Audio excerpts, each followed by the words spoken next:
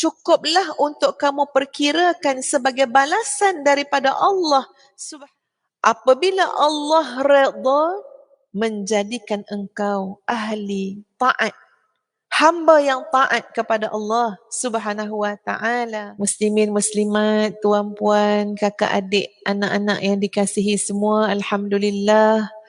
Summa alhamdulillah, setinggi-tinggi puji dan syukur kita rafakkan kepada Allah Subhanahu wa taala atas sekalian nikmat rahmat yang terlalu luas. Wa in ta'uddu ni'matallah la tuhsuha. Kamu hitunglah nikmat Allah, kamu tidak akan mampu untuk menghitungnya satu persatu.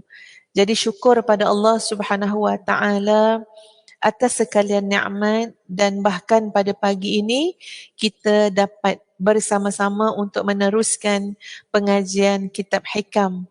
Ya, hari ini sahabat-sahabat, tuan-puan, kita masuk kepada hikmah yang ke-100. Berapa tahun dah kita belajar? Siapa ingat betul-betul berapa tahun dah belajar hikam dengan Ustazah? Kak, berapa tahun dah Kak? 8 tahun, Masya Allah. Ya, 8 tahun campur dengan ponteng, ya, campur dengan tak ada kelas. Alhamdulillah, sampailah kepada hikmah yang ke-100. Sahabat-sahabat boleh rujuk buku masing-masing. Ustazah akan bacakan hikmah yang ke-100 dan hikmah yang ke-101 sekaligus. 100 dan 101. Macam biasa, Ustazah akan baca dan kemudian sahabat-sahabat semua akan ikut. Kafa. Ni macam belum makan ni suara ni. Ya, kuat lagi. Kafa min jazaihi iyyaka ala ta'ati an radiyaka laha ahla. Kita baca yang ke-101 pula. Kafal amilina jazaan ma huwa fatihuhu ala qulubihim fi ta'atih wa ma huwa muriduhu alaihim min wujudi mu'anasatih. Okey, kita tengok maksud dia. Kafa maksudnya adalah cukuplah, cukup. Bila sahabat-sahabat kalau pergi negara Arab, ya, masuk kelas, ustaz mengajar, cikgu mengajar, biasa kalau dah habis kelas tu dia akan kata naktafi bihadzal qadar. Maksud dia cukuplah setakat ini. Makna kelas nak habis dah lah. Ya, yang ngantuk-ngantuk masa tu biasanya hilanglah ngantuk tu. Bila dengar, heran ya, Ustazah dulu macam tu juga. Belajar kat Jordan, ambil kursus lughah, pensyarah guna bahasa ammi lebih banyak, bahasa pasar lebih banyak kadang-kadang daripada bahasa standard ni. Kita tak faham pun dia cakap apa. Mengantuk Kak. Ya, berapa banyak dalam buku nota Ustazah tu lukis gambar pensyarah-pensyarah. Kok memang jadi muka gambar pensyarah tak apa. Ya, tak dikenali wajah tu. Tapi bila muhadir, bila pensyarah cakap, setiap orang tu dia ada dia punya cara tersendiri. Ada yang cakap naktafi bihadzal qadar, maksudnya cukuplah setakat ini, hilang ngantuk terus. Ada pensyarah yang cakap wallahu a'lam bissawab, terus hilang ngantuk. Ajaib, ya, ajaib. Jadi memang bila kita mendengar perkataan kafa, maksud dia cukup. Makna tak perlu yang lain dah. Tak perlu tambah yang lain. Kafa cukup. Dalam hikmah ini, sahabat-sahabat sekalian, yang disebut oleh Ibnu Athaillah As-Sakandari ialah kafa min jazaihi. Cukup dikira sebagai balasan. Cukup sebagai balasan daripada Allah Subhanahu Wa Taala. Maknanya bila cakap cukup ni, tak payah fikir lagi dah. Tak payah fikir yang lain-lain lagi dah. Cukup. Kafa min jazaihi iyaka. Cukuplah untuk kamu perkirakan sebagai balasan daripada Allah Subhanahu Wa Taala kepada kamu. Apa balasan dia? Yang sampai kita nak rasa cukup ini, sahabat-sahabat sekalian, tak payah panjang-panjangkan, rumit-rumitkan lagi. Cukup, ini balasan dia. Balasan yang mana? Ala ta'ati an radiyaka laka ahla. Apabila Allah redha, Allah rela dan redha merestui untuk memilih kamu, menjadikan engkau ahli taat, hamba yang taat kepada Allah Subhanahu Wa Taala. Jadikan kamu ahli taat, jadikan kamu ahli ibadah, jadikan hati dan jiwa kamu tunduk dan patuh kepada Allah.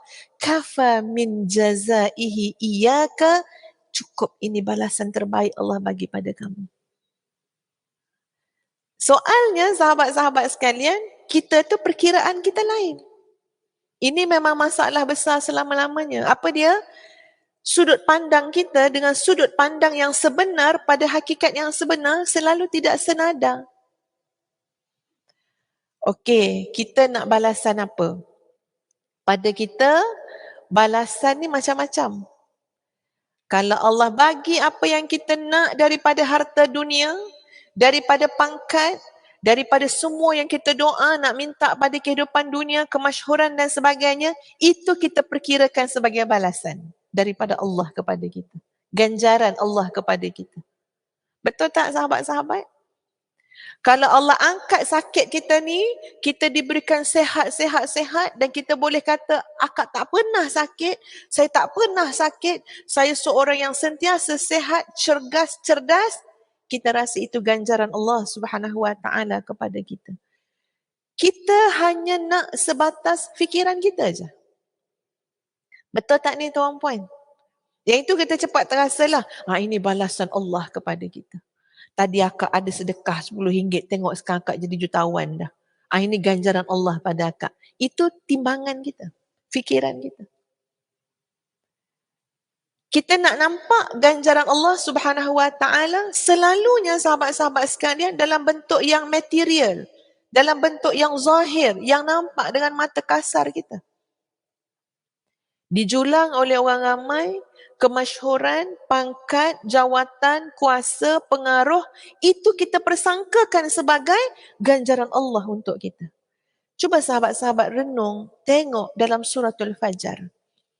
Cuba cari ya, Ustazah ni tiba-tiba teringat suratul Fajar. Muka surat berapa suratul Fajar? Cuba tengok macam mana sangkaan kita, tanggapan kita tidak selalunya betul. Bagaimana orang yang menyangka sahabat-sahabat sekalian bila Allah Subhanahu Wa Taala memberikan dia kekayaan, memberikan dia harta. Kita tengok pada ayat yang ke-15 dan ke-16 suratul Fajar. A'udzu billahi minasyaitonir rajim. فَأَمَّا الْإِنسَانُ إِذَا مَا ابْتَلَاهُ رَبُّهُ فَأَكْرَمَهُ وَنَعَّمَهُ فَيَقُولُ رَبِّي أَكْرَمَنِ وَأَمَّا إِذَا مَا ابْتَلَاهُ فَقَدَرَ عَلَيْهِ رِزْقَهُ فَيَقُولُ رَبِّي أَهَانَنِ. Adapun manusia, apabila Tuhannya mengujinya, lalu dimuliakannya, diberikannya kesenangan, maka dia berkata, Rabbi akraman, Tuhan aku muliakan aku. Kenapa? Sebab Allah bagi dia harta. Sebab Allah bagi dia pangkat. Sebab Allah bagi dia apa yang dia nak, yang disenangi daripada keinginan dan hawa nafsu dia. Fayaqulu Rabbi akraman. Tuhan aku muliakan aku. Wa amma idza mabtalahu faqadara alaihi rizqah. Adapun bila Tuhan yang mengujinya, membatasi rezekinya, bagi susah sikit pada perkara-perkara hidupnya, tuan-puan sekalian, apa hamba tu kata? Fayaqulu Rabbi ahanan. Tuhanku menghinakan aku. Sebab aku miskin, papa kedana, merempat, asyik sakit, minta tolong itu, minta tolong ini. Hamba tu sendiri yang menyangka, yang berkata, Tuhan aku hinakan aku. Apakah itu benar pada pandangan Allah Subhanahu Wa Taala? Ya, sedangkan sahabat-sahabat sekalian, itu bukan hakikat pandangan Allah Subhanahu Wa Taala kepada hamba-hambanya. Jangan cakap orang yang Allah bagi apa yang dia nak dimuliakan oleh Allah Subhanahu Wa Taala. Jangan berpandangan semata-mata, oh kalau apa yang kita nak tak dapat, aku ni orang miskin, aku ni orang susah, aku ni tak dipandang oleh manusia. Jangan fikir Allah menghinakan kita dengan jalan itu. Sebab inna akramakum indallahi atqakum. Ini kita kena tengok ayat-ayat lain.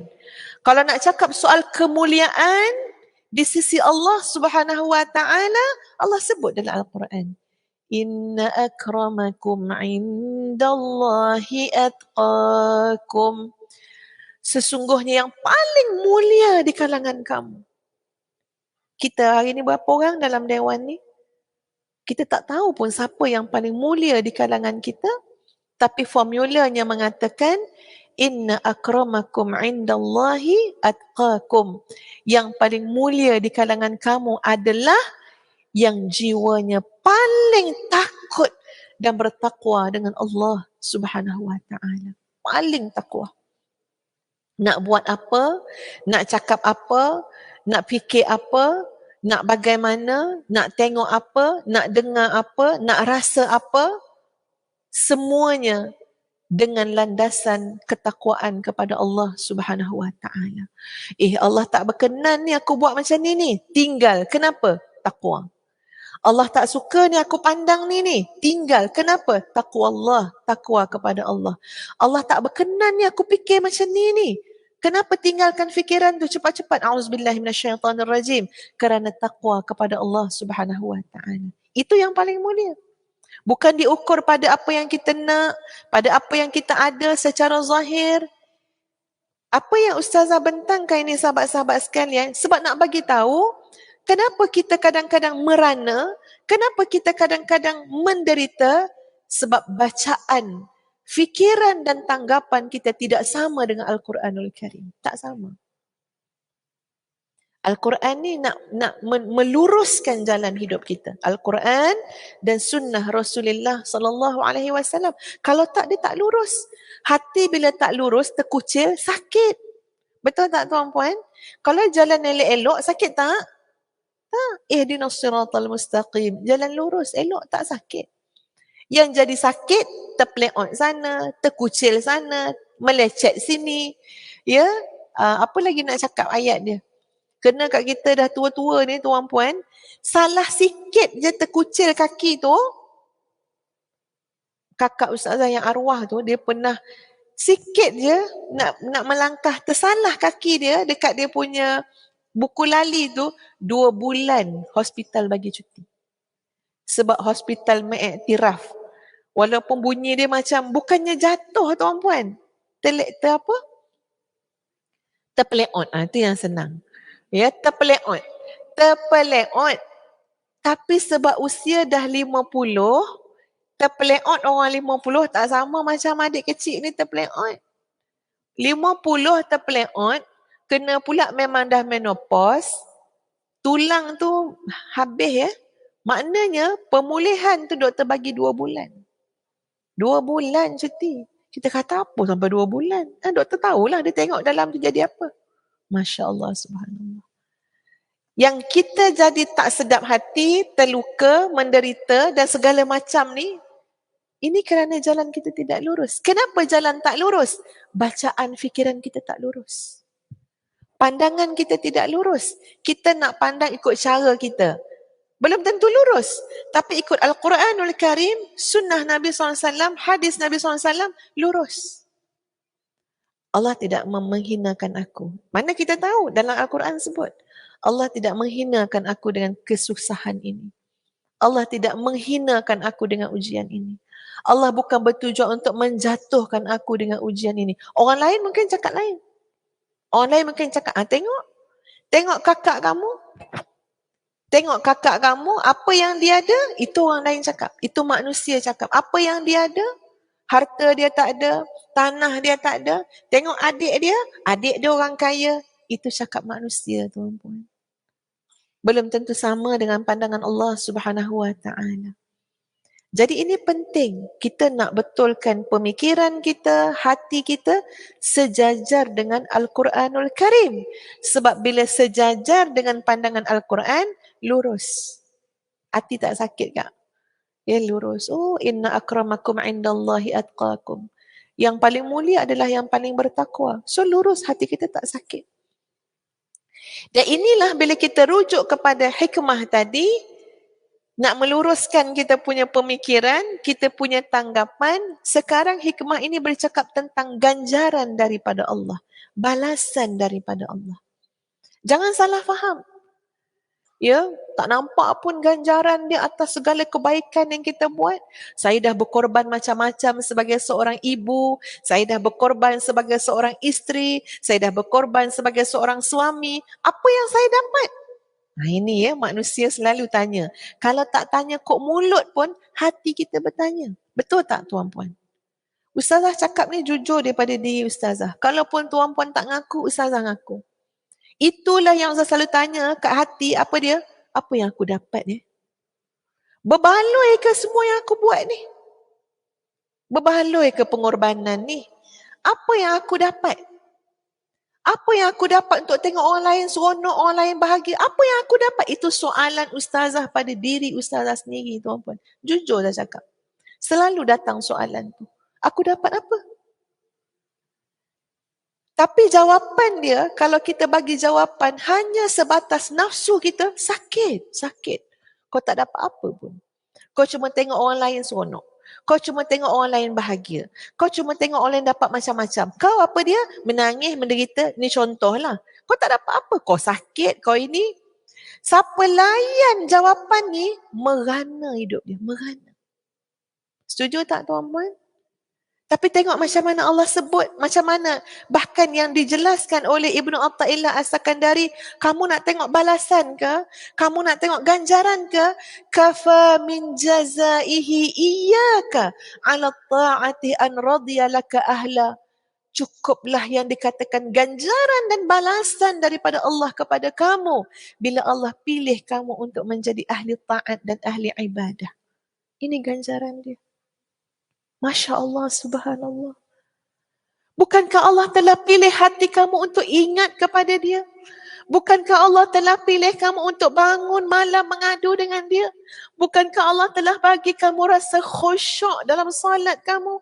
Bukankah Allah telah pilih kamu untuk istighfar? Jadi ahlu taubah, jadi ahlu istighfar. Bukankah ini ganjaran yang patutnya kamu merasa cukup? Sebab apa? Ya Allah, kalau engkau dah redha aku jadi ahli ibadah, kalau engkau dah redha untuk memilih aku menjadi ahli yang taat, apakah aku masih lagi mendambakan dunia dan segala isinya? Cuba tanya kat diri kita, aku masih nak lagi ke dunia dengan segala isinya?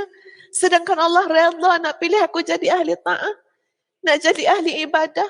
Masih aku nak cakap ke benda-benda remeh, benda-benda nafsu yang tak pernah habis sampai kita mati? Alhaakumut takathur hatta zurtumul maqabir. Tak pernah sudah. Kalau kamu nak menghitung, nak mengumpul benda-benda nafsu, tak pernah sudah. Sampai bila? Sampai kamu masuk dalam kubur.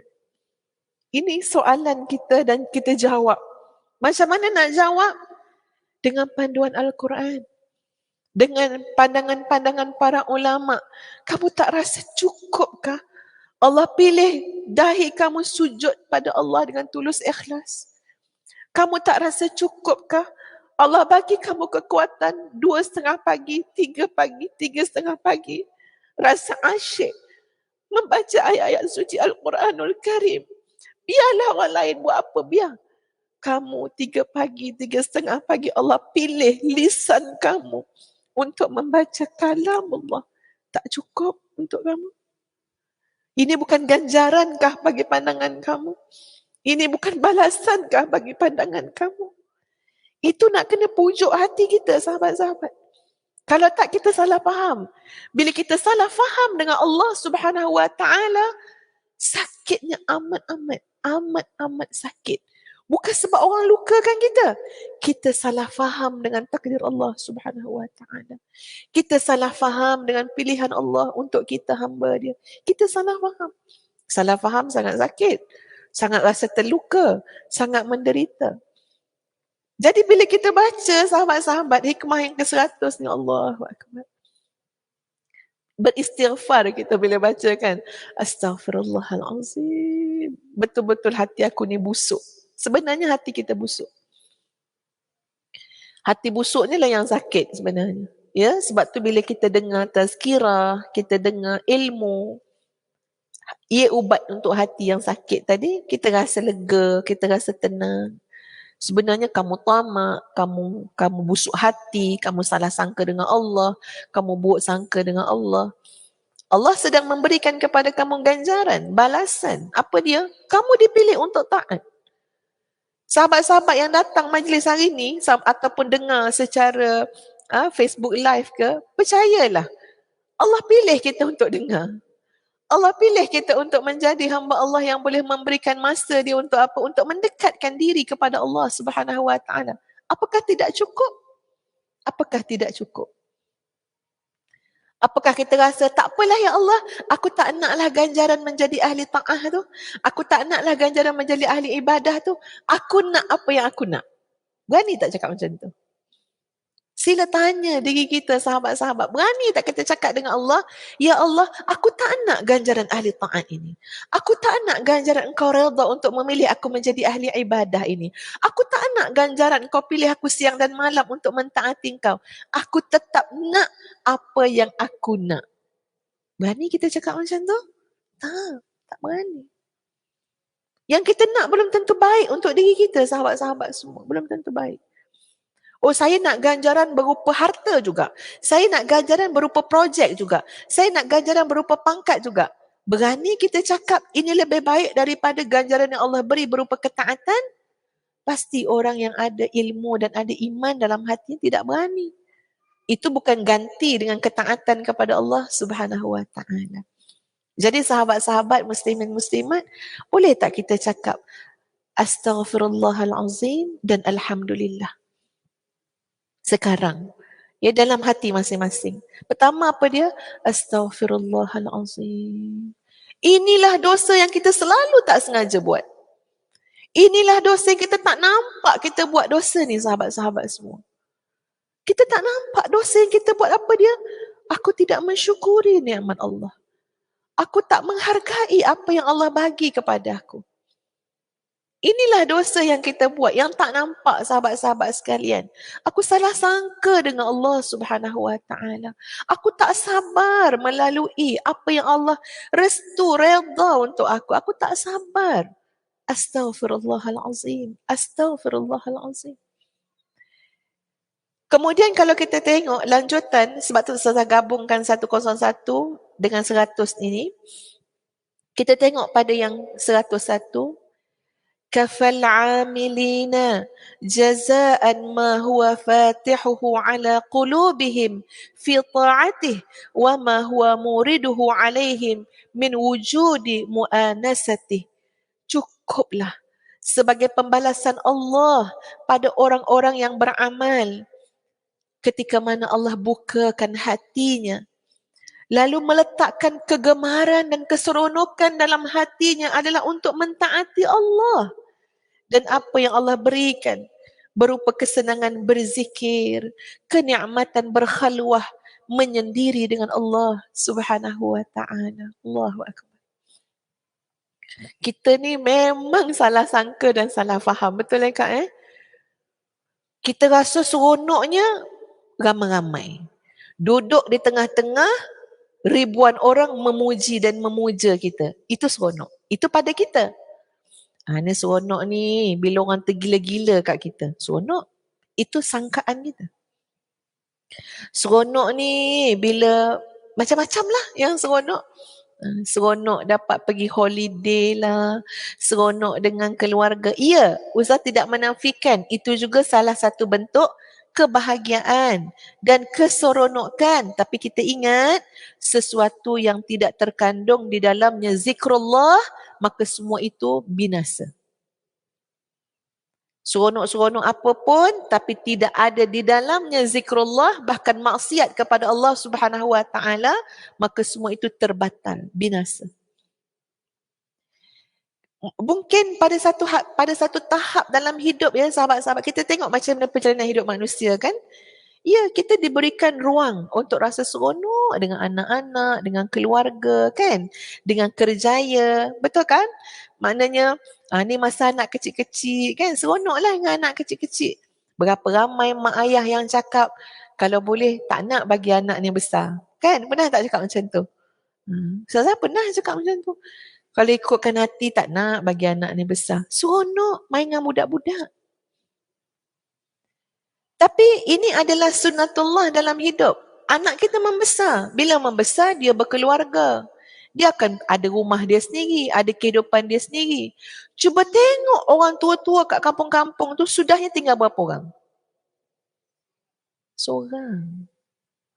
Mak Ustazah tinggal seorang, tuan-puan sekalian. Ya, seorang. Ramai lagi mak-mak, ayah-ayah yang lain yang mungkin tinggal berdua ataupun tinggal seorang je. Nampak tak macam mana Allah nak tunjukkan hakikat kehidupan ni.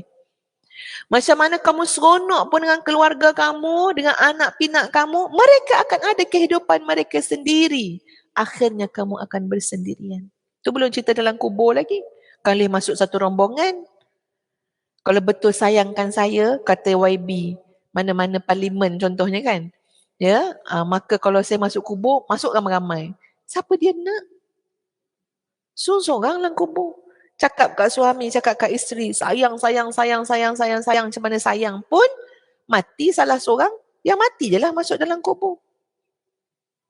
Nak bagi tahunya sahabat-sahabat sekalian, ini Allah tunjuk depan mata ni. Kamu akan bertemu dengan waktu, dengan sunnatullah dalam hidup apa dia?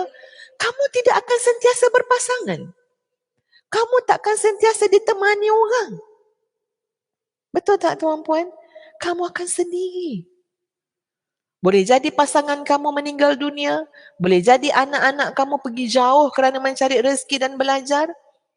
Maka jangan sandarkan hiburan dalam hati kamu, kebahagiaan dalam jiwa kamu dengan orang yang akan meninggalkan kamu.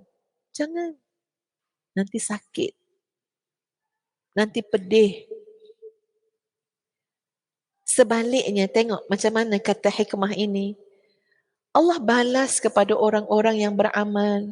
Allah bukakan pintu hati mereka untuk merasa seronok. Seronok. Kat mana seronok dia? Dalam melakukan ketaatan kepada Allah Subhanahu wa taala. Ada orang mungkin seronok dengan menari, seronok dengan letak earphone dekat telinga untuk dengar lagu ini dan lagu itu. Seronok dengan berpesta dengan kawan-kawan, seronok dengan macam-macam 1001 jalan keseronokan. Tapi kita jangan lupa ada satu seronok yang disebut oleh Ibnu Athaillah As-Sakandari, iaitu seronok, gemar, gembira, bahagia ketika mana dapat melakukan ketaatan kepada Allah Subhanahu wa taala. Ini kita kena yakin. Bahkan Ketika mana Allah berikan kepada mereka kesenangan dalam zikrullah, senang hatinya dapat zikir. Mungkin sahabat-sahabat sekalian, kita masih dalam latihan, jadi dalam zikrullah pun kadang-kadang kita belum betul-betul rasa. Ya, rasa dia punya kemanisan tu, kesenangan. Sebab dia berlawan dengan kita punya busuk hati. Kan? Sebab tu nak kena tazkiyatun nafsi. Hati bersih, qalbun salim, selalu dibersihkan, nanti zikir tu akan terasa sangat indah dan menyenangkan. Tapi kalau kita kata, kadang-kadang kan orang cakap, mak tu baru lepas zikir dah mengamuk dah. Tadi nampak lama kat tika semayang tu kan. Ingatkan dah cool. Lepas semayang, lepas zikir terus mengamuk dalam rumah tu. Dia belum apa ya kita kata, frekuensi semua tu belum stabil. Antara hati, antara zikir tu semua masih berkecamuk. Jadi macam tu lah. Ya. Silap-silap tengah baca Quran tu marah lagi. Tutup Quran tu terus marah kan ya. Dia belum ni lagi. Jadi dia perlukan riyadhah, perlukan latihan, perlukan kebiasaan. Ya. Baik. Allah berikan kepada mereka berupa kesenangan berzikir dan kepuasan berkhalwah menyendiri dengan Allah Subhanahu wa taala. Allahu akbar. Rupanya ada nikmat yang Allah nak bagi kita ya sahabat-sahabat.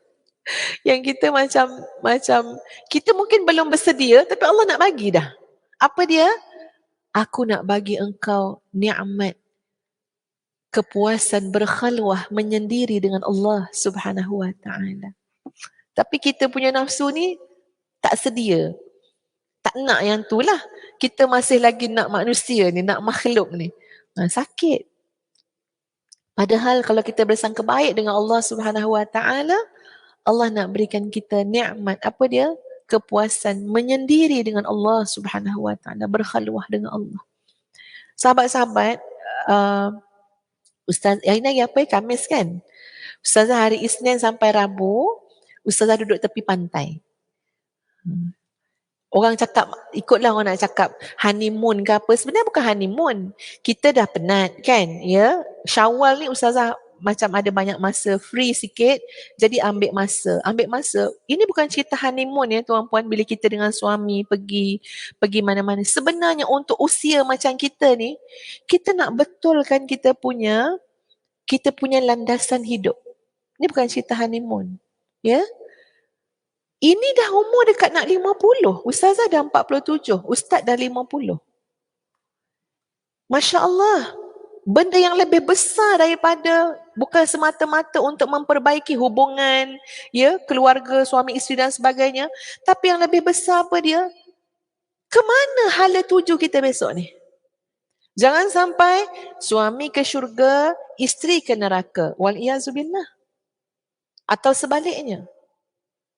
Elok-elok kita berdua-dua kat atas dunia ni berpuluh-puluh tahun, tengok-tengok kita makin melangkah kepada penghujung yang semakin menjarakkan kita.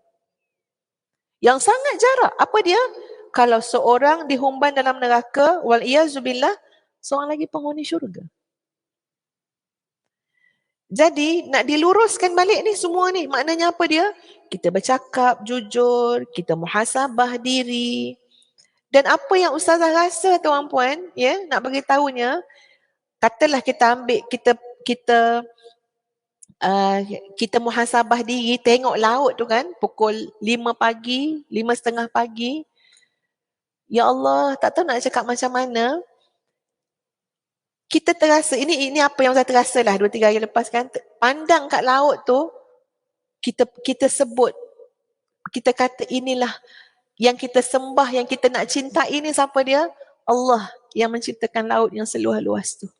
Allah yang menciptakan langit yang seluas-luas tu. Ya? Nak letak cinta pada manusia semata-mata, manusia yang kita nak cinta ni, kita campakkan dalam laut, dia lemas. Yang kita habis-habisan kat manusia ni, campakkan dia dalam laut, dia mati lemas. InsyaAllah dia mati lemas. Ya? Maknanya sebab apa? Mana dia mampu? Habis tu kau nak sandar apa kat dia? Ini terbentang lautan, langit nak tunjuk kat mata kita, Allah yang menciptakan lautan, langit, daratan. Mana cinta yang kau letakkan pada Allah Subhanahu wa taala? Kenapa engkau rasa puas bersendirian, berkhalwah, berdua-duaan dengan pasangan hidup kamu, kamu rasa puas yang amat, tapi kamu tidak rasa kepuasan menyendiri dengan Allah Subhanahu wa taala? Sandaran yang sebenar-benarnya, tujuan yang sebenar-benarnya. Ada masalah ke hati kita ni? Ada masalah kepada diri kita ni? Itu soalan dia. Ustaz nak terasa sangat. Masa kat tepi laut, pagi-pagi buta, tengok laut tu, tengok subhanallah. Aku nak melangkah dalam laut tu pun takut. Sebab apa? Tenggelam. Tapi Allah yang menjaga segala-galanya, mencipta segala-galanya, yang tahu segala-galanya, Allah miliki segala-galanya. Di mana Allah dalam hati kita. Kenapa kita tak rasa seronok, terhibur, rasa cukup, ya Allah, dah rasa cukup dah. Allah bersama dengan kita. Menyendiri dengan Allah Subhanahu wa taala, sebab hujung jatuhnya kita akan menyendiri juga. Mungkin suami kita akan meninggal dulu, mungkin isteri kita akan meninggal dulu, ataupun dalam kubur memang kita akan seorang-seorang. Maka inilah satu ruang dalam hidup kita, sahabat-sahabat sekalian, untuk kita bergegas. Bergegas apa? Allah pilih kita untuk bagi rasa lebih awal. Rasa. Aku nak bagi kamu jadi ahli ta'ah. Aku nak bagi kamu jadi ahli ibadah. Aku nak berikan kamu kenikmatan mengingati Allah Subhanahu wa taala, bukan bandingan dengan kenikmatan mengingati manusia. Aku nak beri kamu kenikmatan menyendiri dengan Allah Subhanahu wa taala.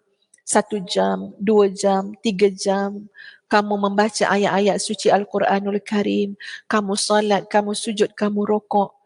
Kafa, cukuplah. Masalahnya nafsu kita tak pernah rasa cukup. Tak puas. Kenapa rasa tak cukup dan tak puas? Sebab tidak menikmati pun sebenarnya. Belum, Allah tak bagi lagi rasa tu. Kalau Allah bagi rasa tu, tak nak yang lain dah. Ya, tak nak yang lain dah sebenarnya. Sebab apa? Kalau sudah mendapat cinta Allah Subhanahu wa taala, sudah menjadi ahli ta'ah, menjadi ahli ibadah, ini ganjaran dan balasan yang terlalu besar yang Allah berikan kepada kita. Kalau Allah sudah redha, pilih. Aku nak pilih dia ni jadi ahli ta'ah. Aku berkenan tengok sujud dia. Aku berkenan tengok air mata dia. Aku berkenan dengar doa dia. Aku berkenan dengar suara dia. Aku berkenan melihat hati dia. Allahu Akbar. Itu bukan bandingan dengan dunia dan segala isinya. Inilah hakikat yang nak disedarkan oleh Ibnu Athaillah As-Sakandari kepada kita. Supaya tak salah faham. Bila salah faham, sakit. Sakit sangat. Dan hari ini sahabat-sahabat sekalian, ya, kita patut bersyukur kepada Allah Subhanahu wa taala, ya, kerana Allah memilih kita insya-Allah untuk menjadi ahli taah dan ahli ibadah. Ya, dan itu sudah amat-amat cukup bagi kita, ya. Itu terlalu hebat dah. Sahabat-sahabat sekalian, Ustazah pernah kongsikan dengan sahabat-sahabat ayat surah At-Taubah ayat 59. Ayat-ayat yang memberikan gambaran tentang kecukupan ni memang sangat menenangkan hati. Mana ya surah At-Taubah ayat 59. Okey. Siapa jumpa dulu beritahu Ustazah muka surat berapa?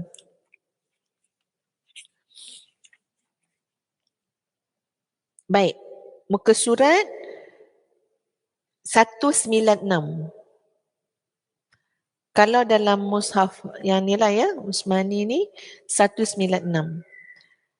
Ustazah dah pernah sharekan dengan tuan-puan bagaimana dalam uji kaji untuk eksperimen hidup Ustazah sendirilah.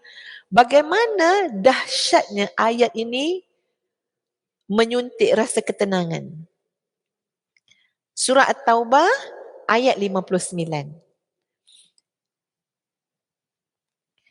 A'udzu billahi minasy syaithanir rajim. Walau annahum radu ma atahumullahu wa rasuluhu وقالوا حسبنا الله سيؤتينا الله من فضله ورسوله إنا إلى الله راغبون. Apa maksud dia? Walau annahum radu, dan jika sekiranya mereka itu redha ma atahumullahu wa rasuluh, redha dengan apa yang diberikan oleh Allah dan Rasul kepada mereka. Masya Allah. Ya, redha apa Allah bagi kat kita, apa Allah tentukan bahagian kita, redha. Walaupun kadang-kadang kita ni nampak macam kelibat-kelibat tangan manusia kan, yang buat kita, yang bagi kat kita. Tapi kita kena pandang lebih jauh. Semua tu takkan berlaku kecuali dengan izin Allah Subhanahu wa taala. Jadi tengok ayat ni kata walau annahum radu ma atahumullahu wa rasuluh. Kalau mereka redha dengan apa yang Allah beri, Rasul bagi kepada mereka, wa qalu, dan mereka berkata, apa mereka cakap? Mereka redha ni, apa yang Allah bagi mereka redha, apa yang Nabi bagi mereka redha, dan mereka berkata, hasbunallah, cukuplah bagi kami Allah. Allah. Tenang sahabat-sahabat. Redha dengan apa yang Allah bagi kat kita dan kita cakap apa dia? Hasbunallah. Cukuplah bagi kami Allah. Sayu'tinallahu min fadlihi wa rasuluh. Allah akan mengurniakan untukku kurniaan-kurniaannya. Dan begitu juga Rasulnya akan mengurniakan kepadaku. Dahlah kita redha. Kita rasa cukup dengan Allah. Kita bersangka baik dengan Allah bahawa Allah takkan sia-siakan kita. Allah akan berikan kurniaan-kurniaan daripada Allah dan Rasul. Masya Allah. Hasbunallahu sayu'tinallahu min fadlihi wa rasuluh. Dan ayat ujung dia tuan-puan. Apa ayat ujung dia? Inna ilallahi raghibun. Dan sesungguhnya kami hanya kepada Allah saja yang kami suka. Raghibun ni yang kami harap, yang kami suka, yang kami cinta, yang kami bagikan perhatian. Raghib. Suka. Teruja, seronok, bahagia. Apa kita cakap dalam ayat ni? Wa inna ilallahi raghibun. Kami ini hanya kepada Allah saja tumpuan kami, harapan kami. Masya Allah ayat ni sahabat-sahabat. Hafalkanlah.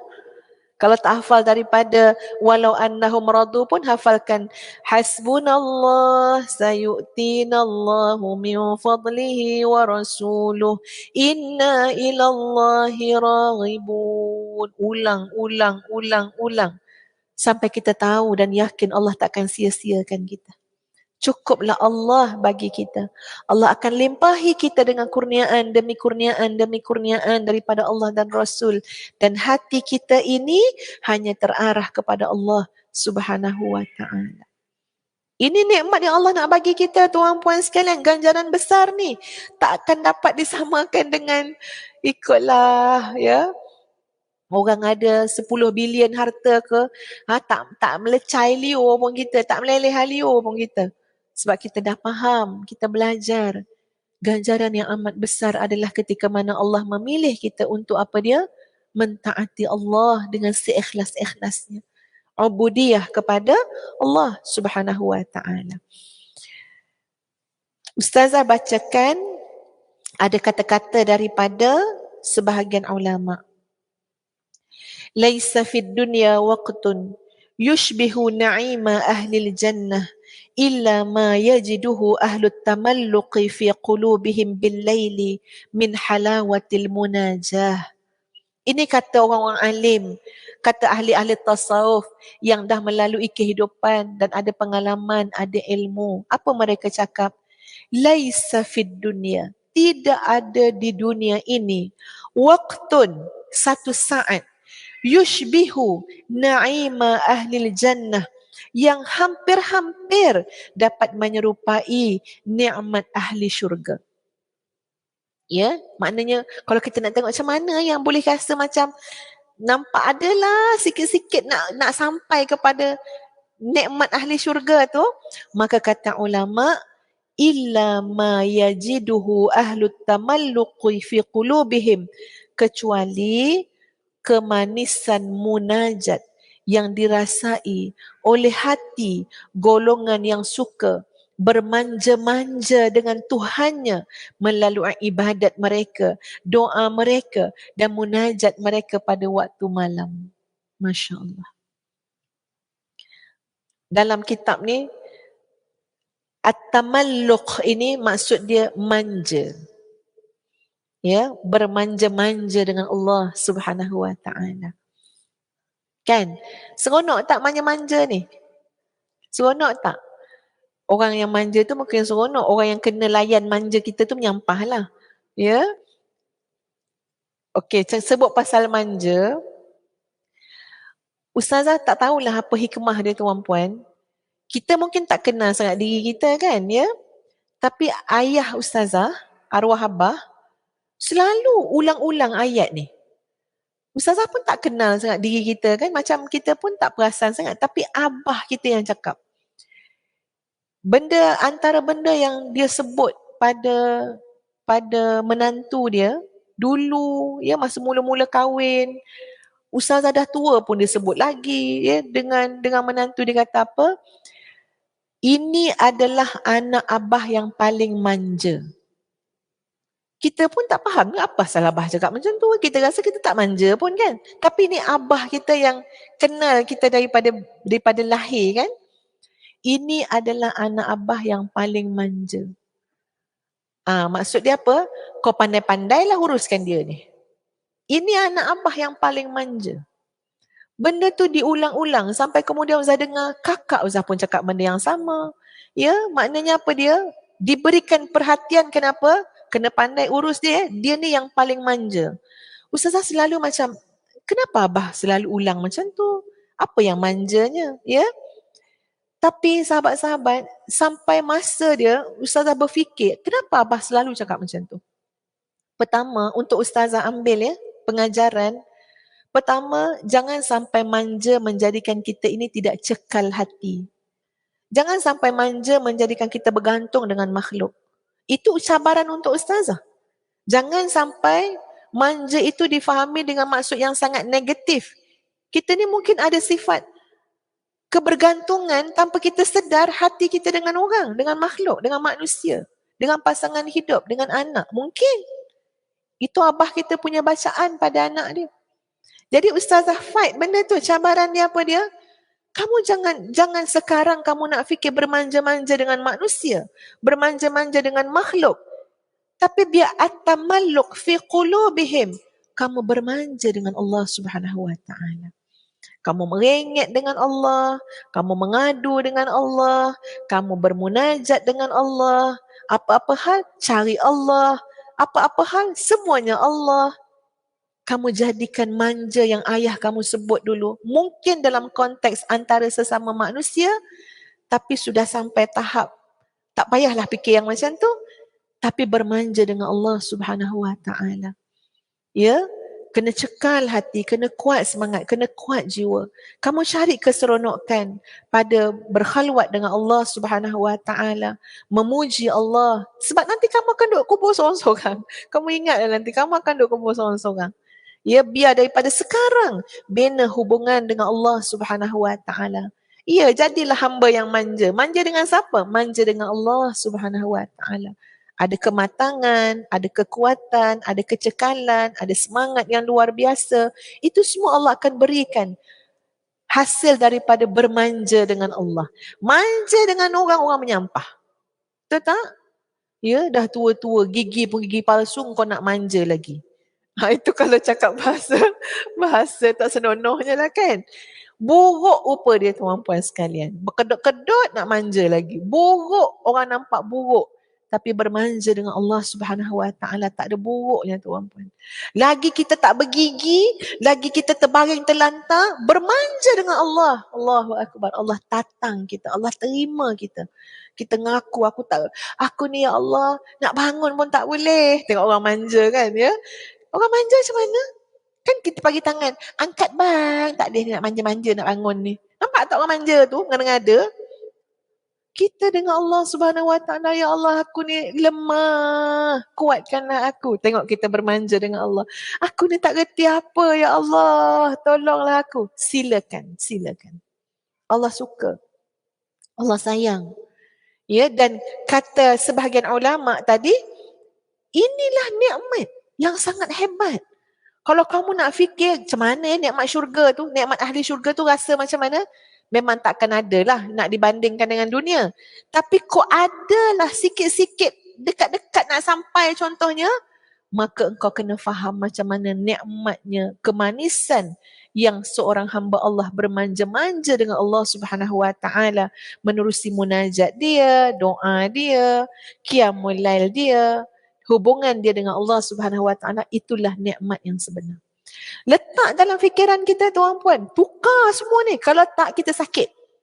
Kalau kita letak nikmat tu pada harta, nikmat tu pada kemasyhuran, nikmat tu pada pangkat, pengaruh dan segala macam nikmat dunia semata-mata, kita akan sangat sakit dan menderita. Tapi bila kita faham, Masya Allah, Allah sedang memberikan aku kenikmatan. Nikmat apa? Aku dapat memuji Allah. Aku dapat jaga ibadah, dapat jaga solat. Alhamdulillah, nikmatnya tak terganti dengan yang lain. Jadi, ini serba sedikit ya. Ustazah dah kena berhenti dah 10.30 untuk kita faham pada hikmah yang ke-100 dan 101. Mudah-mudahan sahabat-sahabat sekalian, Allah mengurniakan kita ketenangan hati. Pagi tadi Ustazah dalam Mihrab Quran dekat Facebook Ustazah pun telah huraikan ya bagaimana formula untuk Allah berikan kita ketenangan hati kan ya, dalam suratul Fatah ayat 18 sampai 20 yang kita tadabbur pagi tadi.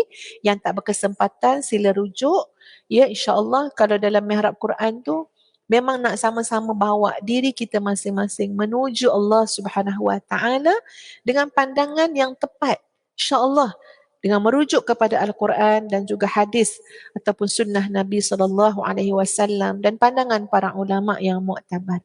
Jadi untuk hari ini sekian sahabat-sahabat semua. Kita jumpa lagi pada minggu depan ya, insya-Allah. Kita sambung insya-Allah. Mudah-mudahan keadaan hati kita juga menjadi semakin baik, ibadah menjadi semakin baik ya.